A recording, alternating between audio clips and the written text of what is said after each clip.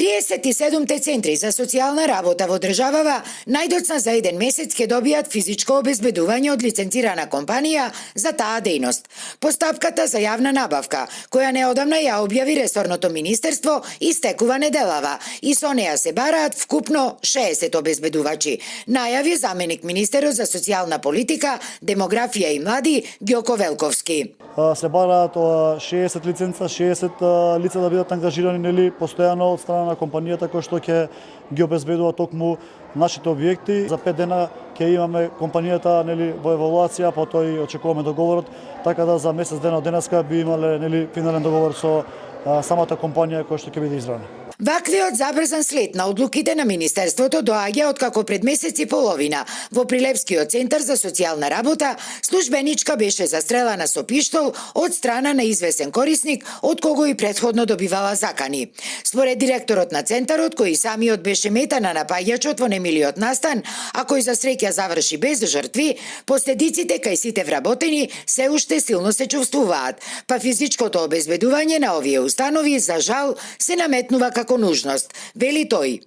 Јас сум убеден дека колку толку ќе се чувствуваме побезбедно кога ќе знаеме дека долу на прием ќе имаме некој кој што ќе може да врши селекција на странките или да има овластувања кои што ние во моментов ги немаме во однос на тоа да се види кој што носи, како носи и ќе се допушта качување по канцеларии, предпоставувам исклучиво со покани.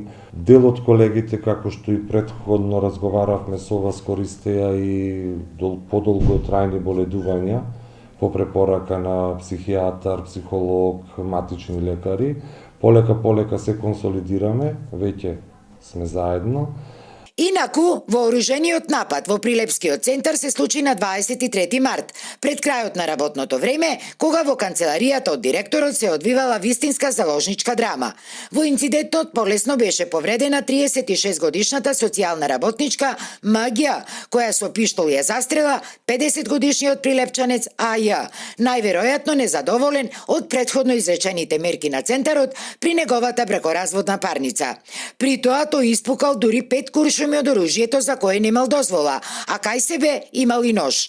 На 20 март тој избегал од психијатриската болница во Демирхисар, за што центарот пак воопшто не бил информиран. Напаѓачот веднаш е лишен од слобода и против него покрената е соодветна кривична пријава.